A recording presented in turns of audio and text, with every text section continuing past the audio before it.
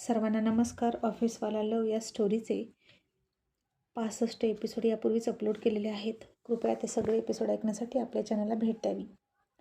आर्यन चिडून वर निघून गेला आणि स्वीटी फर्स्ट एड बॉक्स घेऊन त्याच्या हाताला बँडेज करायला गेली. आज खूप दिवसातून ती त्याला चेहरा दाखवणार होती तिचा, पण तो चिडला होता आणि ती बेडरूममध्ये गेली तर तो तिथेही नव्हता. आणि वरून धब धब असे आवाज यायचे मारण्याचे आणि नक्कीच तो जिममध्ये होता. आणि तिथे जाऊन तो पंचिंग बॅगवर पंच करत होता. आणि ती बॅग नसून ती निकी आहे असं त्याला वाटायचं आणि तो खूप बदलत होता त्या पंचिंग बॅगला आणि सगळा राग काढत होता त्याच्या हातातून रक्त गळत होतं आणि जमिनीवर शिंतोडे पडले होते. स्वीटी तिथं गेली, ते बघितलं आणि तिला धक्काच बसला आणि ती म्हणाली, आर्यन आर्यन थांब, अरे असं करू नकोस. आर्यन तुला काही कळतं की नाही, असं म्हणून ती त्याला मागे ओढत होती. आर्यन तरीही ऐकत नव्हता आणि मला थांबवू नकोस स्वीटी, मी खूप चुकलोय आणि हिने माझ्या इमोशन्सचा फायदा घेतला आणि मी हिला आता सोडणार नाही, असं म्हणून तो बॅगला बदलत होता आणि तो तिचं ऐकूनच घेईना.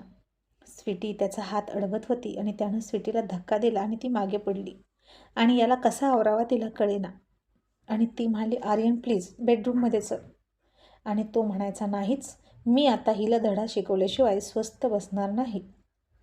स्वीटी आता बाहेर आली आणि तिनं अर्जुन तन्वीला हाक मारली आणि म्हणाली, आत्तू मामा तुम्ही वर या, हा माझंही ऐकत नाही. तन्वी अर्जुन पळत वर गेले. त्याचा तो रागाचा आवेश आणि ते रक्त बघून तन्वी घाबरली. अर्जुनने त्याला अडवला आणि तन्वी गेली आणि तिचं पिस्तूल घेऊन आली आणि त्याच्यापुढे पकडून म्हणाली, हे घे पिस्तूल आणि आत्ताच्या आत्ता तू जा तिच्या घरी आणि यातल्या जितक्या असतील तितक्या सगळ्याच्या सगळ्या गोळ्या तिच्या डोक्यामध्ये घाल आणि एकदाचा हा किस्सा खतम करून टाक. तुला खूप राग आलाय ना, मग आता सगळा राग आणि तुझी सगळी भडास काढून टाक. आर्यन हे काय सुरू आहे, तुला शांत हो म्हटलं ना. आणि आर्यन म्हणाला, मॉम मग मी काय करू, मला खूप राग येतोय तिचा. तन्वी म्हणाली, तुला तिचा राग येतोय मान्य आहे, पण त्याहीपेक्षा तू चुकला आहेस आणि तुला तुझाच राग येतोय हे दिसतंय मला. आर्यन तुझ्या मनाविरुद्ध तुझा कोणीच फायदा घेऊ शकत नाही. तू म्हणतोस ना तिने तुझ्या इमोशन्सचा फायदा घेतला, पण एक गोष्ट लक्षात ठेव, तू तिचं ऐकलंस म्हणून तिने तुझ्या इमोशन्सचा फायदा घेतला. आधी तू तुझ्या मनाला समजाव आणि तुझ्या मनाची क्लॅरिटी येऊ दे. आणि आता तू माझं ऐकणार आहेस. आता तू तुझ्या बेडरूममध्ये जा, आपण सकाळी बोलू. मग चौघही खाली आले आणि तन्वीनं स्वीटीचा हात पकडला आणि तिला म्हणाली, आता तू माझ्यासोबत चल. आणि स्वीटी खाली निघाली तसा तिच्या हाताला पाठीमागे ओढ लागली आणि तिनं मागं बघितलं तर तिचा हात आर्यननं पकडला होता आणि तिच्याकडे न बघता तो दुसरीकडे बघत होता. रागात होता की नव्हता काही माहीत नाही, पण तिच्याकडे बघत नव्हता. तन्वी पुढे चालायला लागली आणि स्वीटी थांबलेली बघून तन्वी म्हणाली, स्वीटी काय झालं, चल.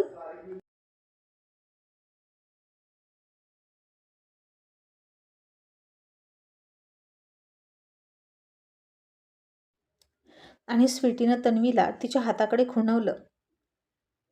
तन्वी आणि अर्जुन दोघांनीही ते पाहिलं की आर्यननं तिचा हात पकडला आणि तन्वीनं तिचा हात सोडला आणि तिला डोळ्यांनीच खुणावलं की त्याला सांभाळ. आणि तन्वी अर्जुन खाली निघून गेले. मग आर्यन बेडरूममध्ये निघून गेला. स्वीटीसुद्धा बेडरूममध्ये आली आणि तिनं दरवाजा लावला. आर्यन आता खिडकीतून बाहेर बघत होता, खूप निराश होता. स्वीटीसोबत कसं बोलावं त्याला कळत नव्हतं आणि त्याला स्वतःची लाज वाटत होती आणि स्वतःचा चेहरा तिला दाखवण्याची सुद्धा लाज वाटत होती. आज तो स्वीटीसमोर खोटा पडला होता आणि शेवटी सगळं स्वीटीचंच खरं निघालं होतं. स्वीटीने आता गुपचूप त्याच्या हाताला पकडलं आणि त्याला सोफ्यावर बसवलं आणि त्याचा हात हातात घेऊन त्याला तिने बँडेज केलं. त्याचे डोळे भरून आले.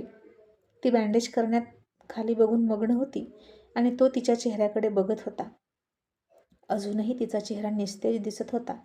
इतकी हसरी नटखट स्वीटी केवळ माझ्यामुळे अशी कोमेजलेली आहे, मी तिच्यावर विश्वास न ठेवल्यामुळे. ती आतून खूप दुखावलेली आहे हे त्याला कळलेलं होतं आणि तिचे केस तिच्या डोळ्यासमोर येत होते. तिचे दोन्ही हात त्याला बँडेज करण्यात बिझी होते आणि आर्यनने दुसऱ्या हाताने तिचे केस सावरले आणि कानामागं ढकलले आणि त्याच्या बोटाचा स्पर्श तिच्या कानाला झाला आणि तिचे हात जाग्यावर थांबले आणि तिनं डोळे मिटून घेतले. आणि किती दिवसातून त्यानं तिला हात लावला होता. खूप तरसवलं होतं आर्यननं तिला. मग त्यानं हात खाली घेतला तेव्हा तिने डोळे उघडले आणि त्याला बँडेज करून झालं आणि ती म्हणाली, आर्यन आता झोप, आणि तिथून उठली. तसं त्यानं तिचा हात पकडला आणि म्हणाला, स्वीटी, आणि तू प्लीज डोंट गो, थांब ना इथेच, मला सोडून जाऊ नको बेबी, आय नीड यू. स्वीटीच्या डोळ्यात पाणी आलं आणि ती म्हणाली, आर्यन, तुझी गरज मलाही आहे. तेव्हाही होती, पण तू माझी गरज पूर्ण केली का? आर्यन, तू एकदाही माझ्यावर विश्वास ठेवला नाही. मी इतकी चुकले का? मी तुझा विश्वास गमावून बसले का? आर्यन म्हणाला, नाही sweety, please, I am sorry. खरंच मला समजत नव्हतं खरं काय खोटं काय. स्वीटी म्हणाली, का आर्यन? तुला का समजत नव्हतं? तू लहान आहेस का? माझ्यावर संशय घेताना खूप मॅच्युअरली संशय घेत होतास. ती सांगेल त्या गोष्टीवर डोळे झाकून विश्वास ठेवत होता आणि माझी बाजू एकदाही समजून घेण्याचा प्रयत्न नाही केला तू. आर्यन म्हणाला, मी चुकलोय स्वीटी, खरंच मला माफ कर. आणि स्वीटी म्हणाली, आर्यन तू झोप. तू मला एकटं सोडलं असलं तरी मी नाही तुला एकटं सोडणार. मी इथेच आहे असं म्हणून ती तिच्या जागेवर झोपायला गेली आणि त्याच्याकडे पाठ करून झोपली. तोही निराश होऊन तिच्या शेजारी झोपला आणि त्यानं तिच्या पाठीकडे बघितलं आणि खूप विचार करून तिच्या कमरेवर हात ठेवला. तसं स्वीटी पुढं शहारली आणि तिनं तिच्या हाताने पुढे घट्ट बेडशीट पकडली आणि आर्यन म्हणाला, स्वीटी माझ्याकडे बघ ना स्वीटी. आणि ती काहीच बोलली नाही. तसा तोही तिची झोप लागली आहे असं वाटून आर्यननं तिला पाठीमागून मिठी मारली आणि तिच्या मानेवर किस केला. तिच्या पोटावर हात ठेवून झोपला.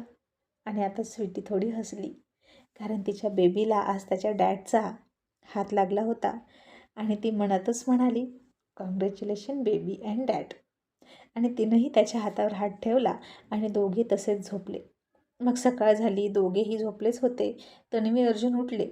आज संडे होता, मग दोघेही निवांत होते आणि आर्यन स्वीटीला उठवायला कोणी गेलंच नाही. अर्जुन म्हणाला, दोघांना जास्तीत जास्त टाईम स्पेंड करू दे, तनू त्यांना उठवू नकोस. आणि तन्वी म्हणाली, नाही उठवणार, पण अर्जुन त्या निकीसाठी काहीतरी सॉलिड प्लॅन कर.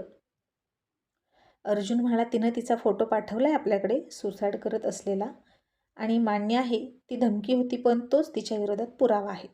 एखाद्याला असं जीवाची धमकी देऊन ब्लॅकमेल करणं हा क्राईम आहे. आणि तनू तिचा मेन हेतू अजून कळलाच नाही आपल्याला, आणि एकदा तो कळला की मग तिची वाट लावण्याचा ट्रॅक आपल्याला ठरवता येईल. टायगरला थोडंसं नॉर्मल होऊ दे, मग त्याला पुन्हा तिच्यासोबत फ्रेंडशिपचं नाटक करायला लावूया आणि तिच्या मनात काय आहे ते काढून घेऊया.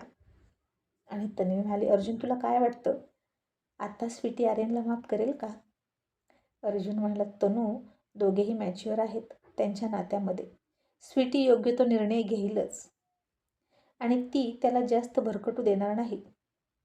आणि आता इकडे स्वीटीनं डोळे उघडले आणि तिनं बघितलं तर ती आर्यनच्या मिठीत होती.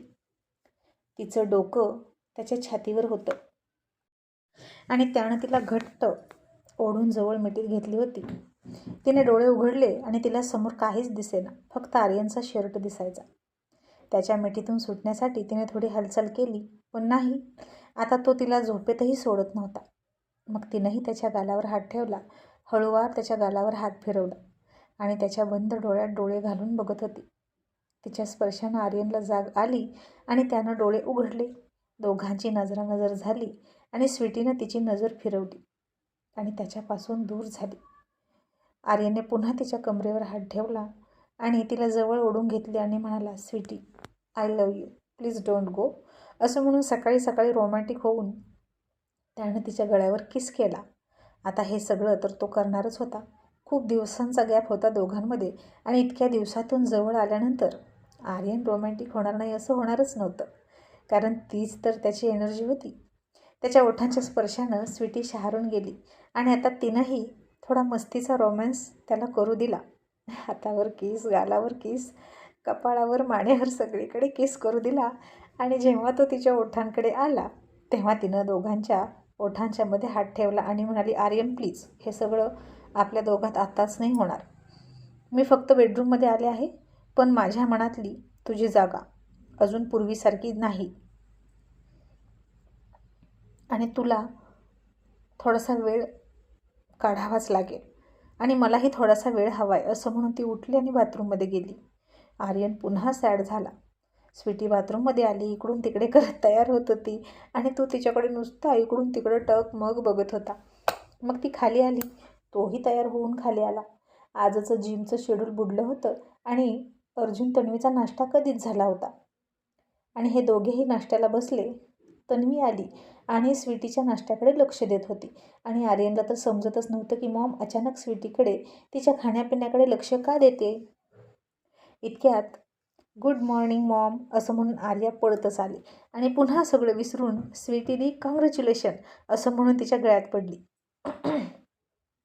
आणि आर्यन लगेच म्हणाला, प्रिन्सेस कॉंग्रॅच्युलेशन का करतेस तिचं, तिने काय अचीव केलं. तशी आर्यानं जीभ चावली आणि म्हणाली, तुला अचीव केलं ना तिनं. आर्यनला अजूनही काही कळालं नाही आणि तन्वी थाप मारत म्हणाली, आर्यन तुम्हा दोघातलं भांडण तिला कळलं होतं आणि तुम्ही पुन्हा एकत्र एका बेडरूममध्ये आहात म्हणून ती असं बोलते. इतक्यात इंद्रासुद्धा गाडी पार्क करून आला आणि आर्यन त्याच्यासोबत गप्पा मारायला लागला. आणि इकडे तोपर्यंत आर्यानं स्वीटीला कशी आहेस, तुझी तब्येत कशी आहे वगैरे वगैरे म्हणून तिच्या पोटाला थोडासा हातसुद्धा लावला. आणि इकडे निकी, आर्यन मला आता कॉल का करेना म्हणून वाट बघत होती त्याच्या फोनची आणि तिनंच आर्यनला कॉल केला आणि तिचा फोन बघून आर्यन पुन्हा चिडला. आणि तन्वी म्हणाली, आर्यन फोन घे पण सावधपणे बोल. आता आर्यनने फोन घेतला आणि निकी म्हणाली, आर्यन तुला माझी काही काळजी आहे की नाही, तू मला पुन्हा फोन का नाही केला. आर्यन राग कंट्रोल करत म्हणाला, केला तर होता पण तूच नाही उचलला, त्याला मी काय करू. अँड बाय द वे तू अजून जिवंत आहेस का. निकी, हे कसले खेळ खेळतेस तू माझ्यासोबत, हे मला कळेल का. आणि मला असं का वाटते की तू मला फसवतेस. तशी निकी हसली आणि म्हणाली, Aryan I am just joking baby. आणि आज संडे आहे, घरामध्ये तर तू बोर होशील, स्वीटी तुझ्याशी बोलत नाही ना, आपण दोघं कुठेतरी जाऊया का लॉंग ड्राईव्हला. आणि आर्यन म्हणला, नाही. निकी म्हणाली, का, तू पुन्हा माझ्याशी फ्रेंडशिप केली आहेस तू, म्हणून मला खूप रात्री कॉल केले हो ना. आणि आर्यन आता म्हणणार होता की मी फ्रेंडशिप केली नाही, पण तन्वीने त्याला हळूच सांगितलं की हो म्हण. आणि आर्यन म्हणाला, हो मी करतोय तुझ्याशी फ्रेंडशिप, पण पुन्हा अशी मस्करी करू नकोस आणि मी नाही येऊ शकत तुझ्याशिवाय. निकी म्हणाली, पण का आर्यन, चल ना. आणि आर्यन म्हणाला, माझी सिस्टर आणि जिजू आलेले आहेत आणि माझ्या फॅमिलीला सोडून मी तुझ्यासोबत का येऊ. आणि निकी, वन मोर इम्पॉर्टंट थिंग, तू माझी फ्रेंड असली तरी इतकी पण इम्पॉर्टंट नाही की माझ्या फॅमिलीला सोडून तुझ्यासोबत येईन मी. एका प्रोजेक्टच्या निमित्ताने आपण भेटलो आहे आणि तितकीच आपली ओळखही आहे आणि फ्रेंडशिपसुद्धा, या पलीकडे काहीच नाही. असं म्हणून त्यानं फोन ठेवला आणि स्वीटीकडे बघितलं. स्वीटी आता त्याचं बोलणं ऐकून थोडीशी खुश झाली होती आणि तिकडं निकीचं थोबाड पडलं आणि ती म्हणाली, बहुतेक आता तो पुन्हा पूर्वीसारखा मला इम्पॉर्टन्स देणार नाही आणि आता मला माझी फायनल चाल खेळलीच पाहिजे. आणि आता अचानकच आर्यन इंद्राला म्हणाला, इंद्रा, आरू, आज आपण सगळे मूवी बघायला जातोय, आज माझ्याकडून ही ट्रीट समजा. आणि तन्वी म्हणाली, तुम्ही सगळे जा पण स्वीटी नाही येणार. आणि आर्यन म्हणाला, का मॉम, मग मी जाऊन काय करू. स्वीटी येणार म्हणजे येणार. आणि तन्वी म्हणाली, आर्यन ती नाही येणार, ती घरातून बाहेर नाही पडू शकत. आर्यन म्हणाला, मॉम अशी का करतेस तू, ती आजारी आहे का जी घरातून बाहेर पडू शकत नाही. आणि तन्वी म्हणाली, तिचा मूड ठीक नाही. आर्यन म्हणाला, मॉम ठीकठाक तर आहे ती आणि तिचा मूड ठीक करण्यासाठीच मी घेऊन जातोय ना. आणि डोंट वरी, आता तुझ्या डॉक्टर इनला नाही त्रास देणार. आता तन्वी नाही म्हणत होती, आर्यन हट्टाला पेटला होता आणि मधल्यामध्ये स्वीटीचे हात. इतक्यात अर्जुन आला, त्यानं तो विषय ऐकला आणि म्हणाला, तनू आपण पण जाऊया. मग तरी ठीक आहे ना. आणि मग तन्वी म्हणाली, ओके. आता तिघेही कपल मूवी बघायला गेले तन्वीनं स्वीटीला तिच्या बाजूला बसायला घेतली आणि अर्जुनला आर्यनच्या बाजूला बसवला आणि आर्यननं डोक्यावर हात मारला. मग मूवी बघायला यायचा काय फायदा असं म्हणाला आणि स्वीटी त्याच्याकडे बघून हसत होती. मूवी सुरू झाली, लाईट ऑफ झाली. आर्यनला अजिबात तिथं बसू वाटेना आणि तो पुन्हा उठला आणि स्वीटीच्या शेजारी जाऊन बसला. तिच्या हातात हात घालून त्यावर किस केला आणि स्वीटी त्याच्या हातातून हात सोडवून घेण्याचा प्रयत्न करत होती. पण बदमाश आर्यन हात सोडता सोडेना. आता तन्वीनं ते बघितलं, हसली आणि तिथून उठली आणि कबाब में हड्डी दो बनण्यापेक्षा अर्जुनच्या शेजारी गेली. इतक्यात पाठीमागचा माणूस त्याच्यात बघण्यामध्ये व्यत्यय येत होता म्हणून तो चिडून म्हणाला, अरे काय चाललंय तुमचं? सारखे का उठत आहात? एका जागी बसून राहा. आम्हाला दिसत नाही. आम्ही पिक्चर बघायला आलोय, तुम्हाला नाही. आर्यनला आता राग आला. तो उठला आणि त्यानं पाठीमागच्या माणसाच्या खाडकन कानाखाली दिली आणि म्हणाला, आता दिसला का पिक्चर?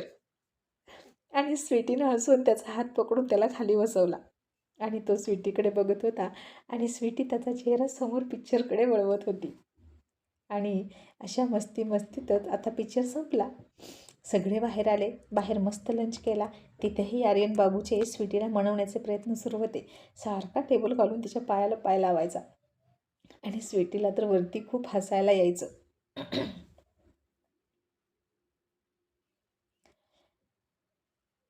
तिचा पागल पियाजी तिला जास्त वेळ रुसू देणारा नव्हता. आणि मग पुन्हा घरी निघताना आर्यनला दिसलं ग्राउंड आणि गाडी थांबवली आणि तो इंद्राला म्हणालाय, फुटबॉल. इंद्रा, फुटबॉल मॅच हो जाए. कॉलेजची आठवण आली यार. आणि आरूसुद्धा म्हणाली, हो दादा, मला ना तुला फुटबॉल खेळताना पुन्हा बघायचं आहे. तू जेव्हा ग्राउंडमध्ये फुटबॉल खेळतोस ना तेव्हा किती ग्राउंड भरलेलं असायचं. आणि स्वीटीलासुद्धा पुन्हा कॉलेजचे दिवस आठवले आणि ग्राउंडमधला आर्यन आठवला आणि तीच आधी खाली उतरली. इंद्रा आणि आर्यनसुद्धा ग्राउंडमध्ये उतरले आणि तन्वी अर्जुनसुद्धा बाजूला उभे राहिले आणि आज ते टायगरचा खेळ बघणार होते. आणि मग सुरू झाला आर्यनचा गेम. आणि मग काय, तो फुटबॉल खेळत होता एकदम ऑसम. दोघेही खेळता खेळता घामेघूम झाले. आणि आता आर्यनने फुटबॉलवर एक जोरात किक मारली आणि बॉलची दिशा वळली आणि बॉल आला तसाच स्वीटीकडे. आणि स्वीटीचं अजिबात लक्ष नव्हतं. ती हसून आर्याशी बोलत होती, कॉलेजमधल्या गप्पा आठवून बोलत होती आणि बहुतेक आता तिच्या पोटावरच बॉल जोरात बसणार होता. आणि हे बघून तन्वीला तर चक्कर आल्यासारखंच झालं आणि ती खूप मोठ्यानं ओरडली, स्वीटी बेटा सांभाळ. आणि स्वीटीनं समोर बघितलं, ती बेसावध होती आणि गडबडीत झाली.